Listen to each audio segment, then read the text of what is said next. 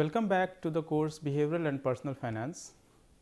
If you have made this far, I am sure you have understood a lot of factors that affect our behavior in terms of financial decision making and how we make decisions related to our personal financial management.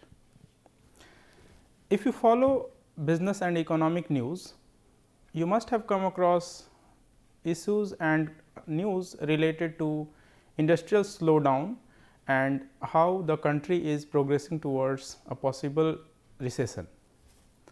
Well, one of the factors that was attributed in the news reports was the availability of credit for individuals as well as for industries. In fact, one specific example, if you would like to cite here, is the slow growth in sales of automobiles. Well, news reports cited that the manufacturing companies associated with automobile sectors are facing slump because of a low demand from the consumer side, whereas some other reports suggested that the availability of credit has been attributed to the slow in demand coming from the consumers. Well, this session will focus on how consumer credit is an important issue in terms of personal financial management and how these factors relate with a general economy as well as the specific financial goals and objectives that we want to achieve. This particular session focuses on the following issues. We discuss briefly about the basics of consumer credit and in the consumer credit examples in the context of individuals and families. We also try to understand credit cycle and the factors that affect this credit cycle specifically for individuals and the advantages and disadvantages of consumer credit in terms of personal financial decision making. When we try to talk about consumer credit, we first understand the definition of credit. Basically, credit is an arrangement where individuals or families or entities receive some cash or goods or services for now and they are liable to pay back in future. Basically, the individual or entities that offer such facilities of credit in terms of cash, goods or services are known as lenders, whereas the individuals, household, families and entities that avail these services or this facility are known as borrowers. Typically, the borrowers tend to pledge their future income that they expect to receive in future against the purchases and the uses of the facilities of or goods or services in present time. So, essentially it is about present consumption or immediate consumption in return for a portion of their future income. The lenders include the banks, financial institutions, retailers, service providers. These are the providers of credit, whereas the individuals who borrow or the set of borrowers include individuals or families or household. Typically, the facility of credit is availed by individuals or household for purchases of home appliances, consumables, groceries, sometimes vacation tours and other consumable items including goods and services. When we try to focus more on consumer credit, basically this is the line of credit or the arrangement of credit for personal needs except for a home mortgage.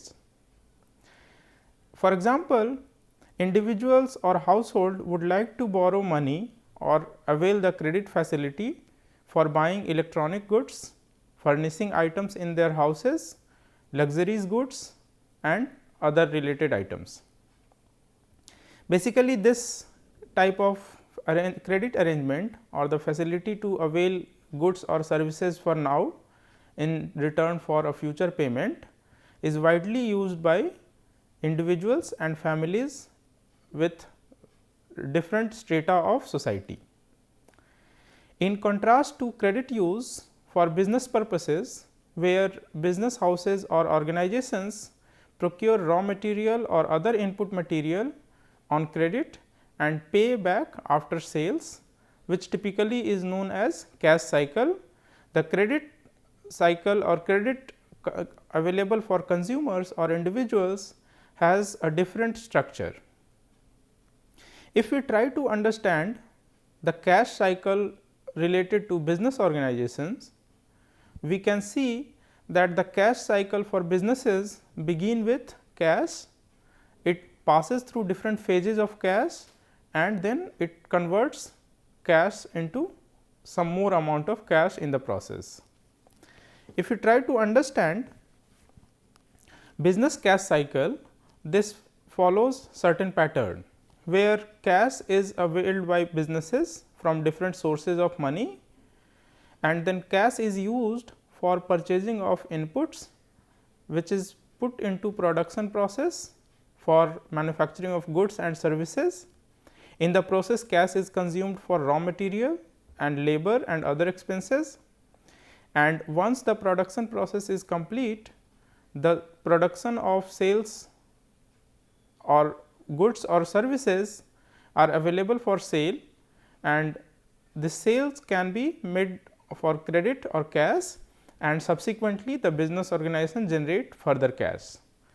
Basically, this is a process where cash is converted into cash. If we look at more specific examples, we can see that suppose a business organization starts with an amount of 100 rupees of cash. This cash is used for purchasing raw material and labor and other expenses. So, let us say raw material is consumed for 50 rupees and labor is used for 30 rupees and other expenses is for 20 rupees. So, these three inputs are put into production process and then the cash is converted into product or service, which is worth sales for more than 100 rupees. So, this particular cash cycle, when it is moved from raw material to production process and to finished goods which are ready for sale, is sold to on credit, or it can be sold for cash, which is directly converting the cash into cash, or if it is sold on credit, credit is finally recovered and repaid by the buyers who have bought or availed your goods or services, and subsequently it is converted into cash. This is a typical cash cycle for businesses.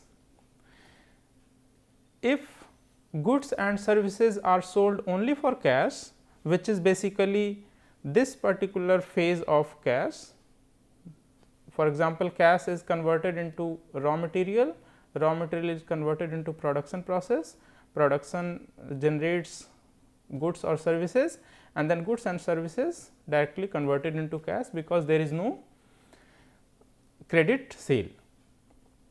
Here the credit availability is not a concern, but we understand that most of the businesses function on credit. So, they buy raw material on credit, they try to sell the final product or the goods or services that they manufacture or produce on credit, and in the process they consume lot of credit availability.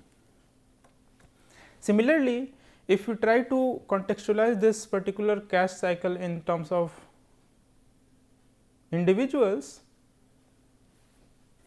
we know that individuals also have limited sources of cash, but there are more than multitude of output where they have to utilize their cash sources, and in the process they may find some conflicting utilities for cash. Now, availability of credit makes it very easy for them to make any purchasing or consumption decision. For example, if they have to buy a home appliance such as a television and they have to spend a lot of money, a big part of their monthly salary on purchasing that particular television, they will not be left with sufficient amount of money for spending on other expenses such as groceries, education, rent and other expenses.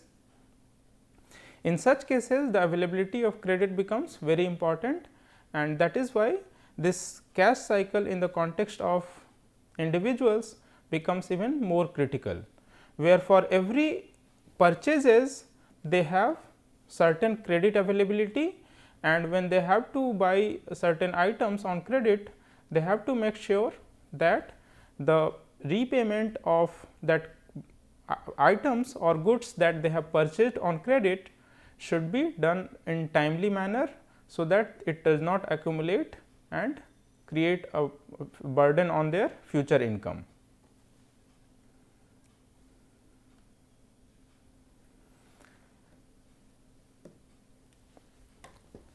Now that we understand the importance of credit, let us try to focus on importance of consumer credit.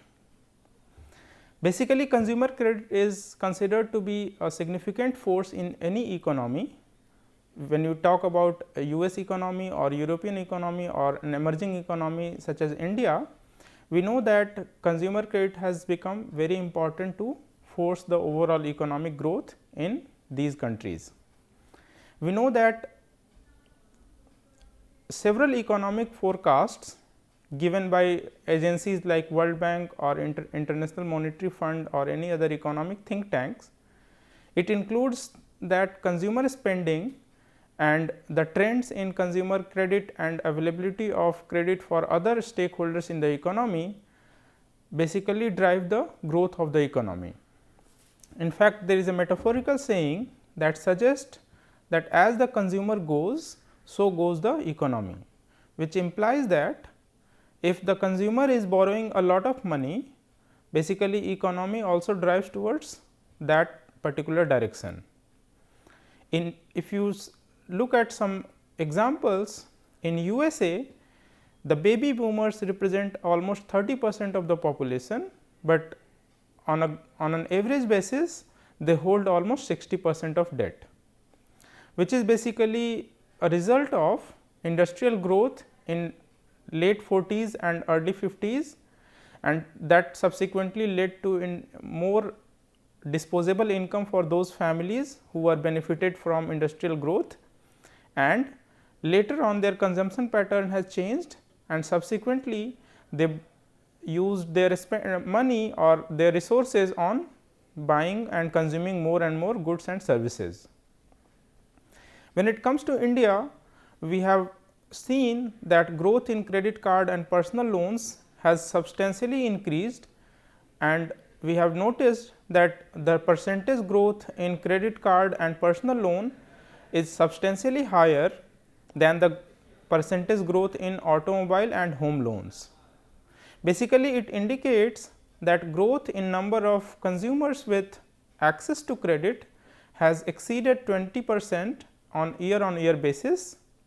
And if we look at some more numbers here, credit in India as of 2019 has been to the extent of 117 lakh crores, out of which almost 55%, that is more than 65 lakh crore rupees of loans and credit were held by corporates, whereas 45% of this credit exposure was held by individuals.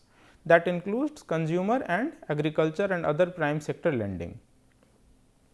These data suggest that for any economy, the growth is driven by the consumption pattern of its population, as well as how the population or the people living in the economy are spending their money and whether they are driven by the availability of credit for their consumption.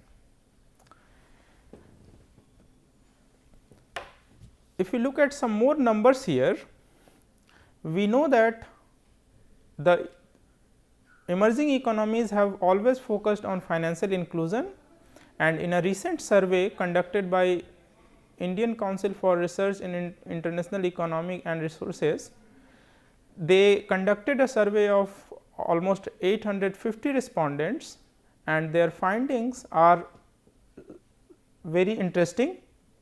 If you look at the graph shown at the screen, we see that in first graph the quantum of consumer loans among the respondents is very low, and the growth or the amount of loans that has been disbursed or that has been availed by the individuals who have been part of the survey is varying from one city to another city.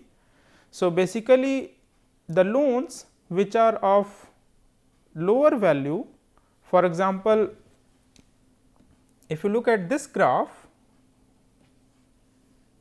the loan which are of a lower value such as less than 10,000 rupees are very low in terms of penetration for cities like Delhi, Mumbai, Kolkata and Bangalore, whereas the loans which are in the range of 10,000 to 25,000, they are also low in Delhi, Kolkata and Mumbai, but in cities like Bangalore, the amount of loan, amount of consumer credit or consumer loans to the extent of 10,000 to 25,000 is substantially higher.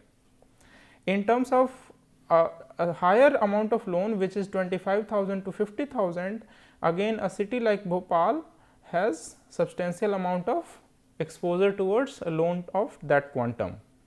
So, overall we know that people who have no loans on an average are basically comprising to the larger part of the survey respondents, whereas people who have taken loan of 10,000 to 25,000 are basically falling in this category, where they have almost taken a loan of a range between 10,000 to 25,000. This indicates the credit availability for consumption purposes. Basically, the respondents are middle class working people who have availed the loan of the range between 10,000 to 25,000, and these loans are taken for immediate consumption or consumption of the home appliances or home furnishing or any such immediate consumable goods. If you look at the other side of the survey, the other graph that is shown on the left side of the screen, in these 5 cities, we know that the source of these loans that have been availed by the respondents in the survey are basically mixed in terms of the sources of credit, and mostly are coming from formal sources, whereas in bigger cities they use all sources of credit available. What all sources include is formal and informal sources such as banks and other sources of credit. So, if you see in cities like Bhopal, most of the people have availed loans from formal sources, whereas in a metro city like Delhi, people have availed loan from both formal and informal, and almost 25% of the respondents have availed loan from both sources. In a city like Mumbai, people have taken loan from both formal and informal sources, and the percentage of participant availing these loans are substantially higher than other cities. So, on an average, most of the people have taken loan from formal sources, whereas people who have taken loan from both formal and informal, as well as people who have taken loan from informal sources, are more or less same. These numbers indicate that the people's tendency to avail credit for their immediate consumption is totally dependent on the geography and the economic development of the area and locality, and it is also directly related to the amount or the quantum of loans that are available and that are accessible to them.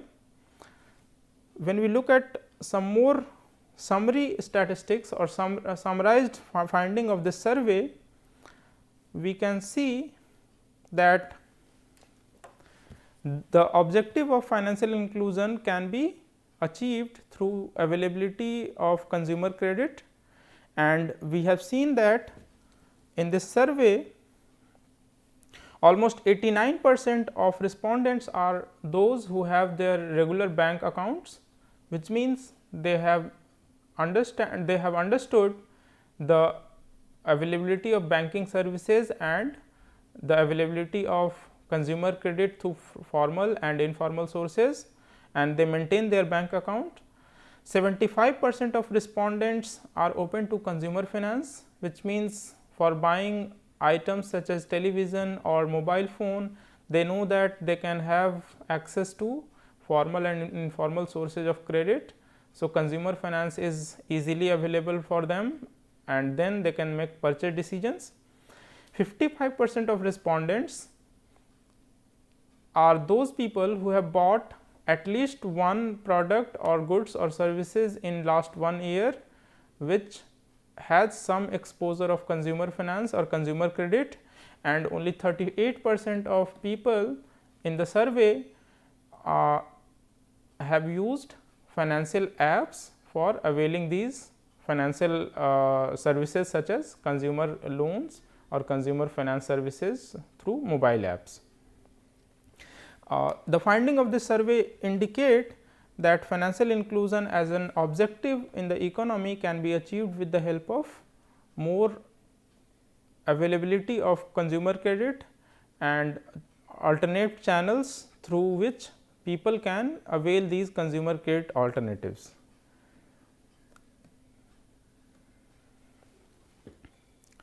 Now, when we talk about consumer credit and its advantages and disadvantages, we must understand why is it important to use consumer credit as a source of finance. Now, we know that consumer credits are meant for marginal consumers or those who have limited access to credit or alternate sources of credit. Basically, these people are middle income group who have limited access to formal channels of finance, and they have very stable and regular source of income, although not in high quantum, but they can use this source of income as a guarantee for availing consumer credit. So, the reasons for which consumer credit can be made available to them include the basic purchases of goods and services, because when they use credit for purchasing goods and services, these services or these facilities of consumer credit allows individual to be more efficient in terms of utilizing the available resources. So, by using consumer credit alternatives, they can utilize the resources in a more effective way. They can be more productive and disciplined in terms of financial planning, because once they borrow money to purchase some goods or services, they can be more disciplined in terms of paying the amount that they have borrowed from their future income. In some cases, they will be more materialistically happy, because they will be able to consume what they want to consume. For example, if an individual wants to own a smartphone or a better smartphone, that person can avail consumer credit to buy a smartphone and be more happy and productive at the same time. There are several reasons for which credit access is an important factor for any society. We know that credit access makes people help to upgrade their skill set and enhance productivity.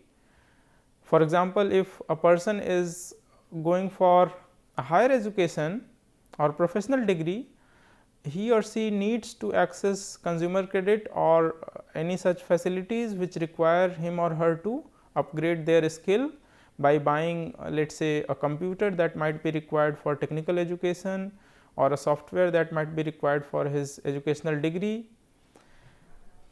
At the same time,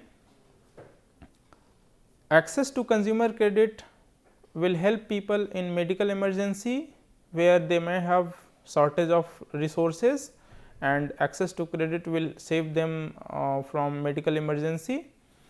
It also make people change their workplaces depending on their skill set and upgraded skills, and sources of income can be improved, because if they can avail consumer credit, the change in workplace, if it is very far, they can easily buy a car and commute to their workplace.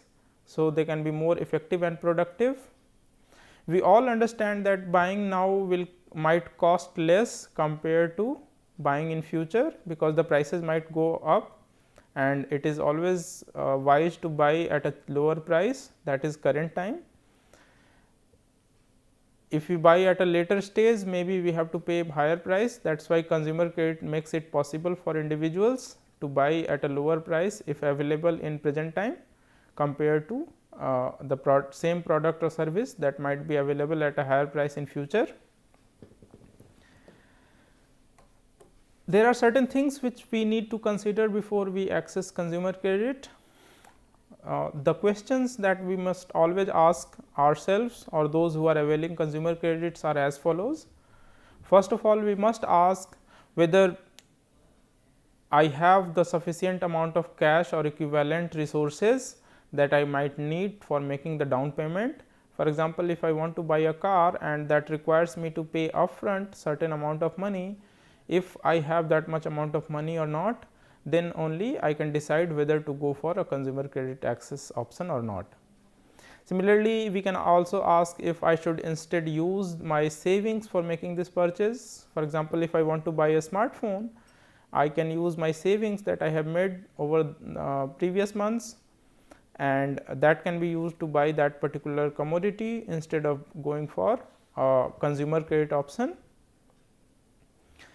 Similarly, if I have to make a purchasing decision, I will think if the purchasing fits into my budget or financial planning, because sometimes we might end up buying things that are not fitting into our budget or that are beyond our financial planning, and that will be a bad financial decision. We can also ask if we should deter this purchasing decision for future.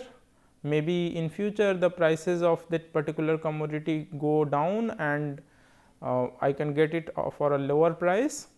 This happens most of the time when the technology upgradation happens.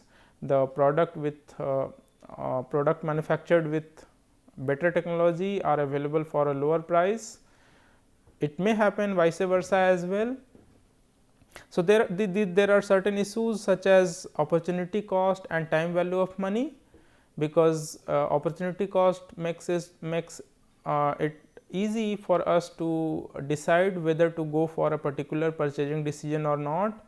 For example, if I have to buy a car for commuting to my work, I will consider buying or not buying a car to commute to work if I know that the higher transport budget or difficulty with public transport is going to be a big deterrent or very difficult for me to handle. In that case, I would rather buy a car even by accessing consumer credit. For example, similarly, if we have been unhappy with our lower salaries or growth in our job, we would like to go for a higher professional degree or a skill upgradation. In that case, accessing consumer credit will makes it possible for me to go for it. There are certain monetary and non-monetary cost of using credit. For example, interest and other charges are monetary cost. If we avail consumer credit, we have to make certain interest payment and other charges. At the same time, non-monetary cost include peace of mind, personal philosophy, because some people might not like to borrow money to consume. So, these are some monetary and non-monetary factors that we must consider. As a whole, we must understand that consumer credit is a mean for purchasing consumer goods or services on credit. Unlike organizations or business entities that have several lines of credit for buying or selling of their product, individuals have very limited sources of credit. For example, banks and financial institutions, retailers, service providers offer them some consumer credit for a very short term duration that can be availed for purchasing decisions. Mainly consumer credit decisions are influenced by factors such as cost of credit, that is basically the interest rates or interest charges and other expenses. Timing and availability of credit are other factors such as the availability of credit immediately at a lower cost vis-a-vis availability of credit later on at a higher cost and vice versa. These factors affect the decision to go for consumer credit for individuals and households. Another question that we must understand and try to answer whether consumer credit brings a discipline in financial future planning, because if we borrow money, we might end up paying part of our future income as a payback to the money that we have borrowed.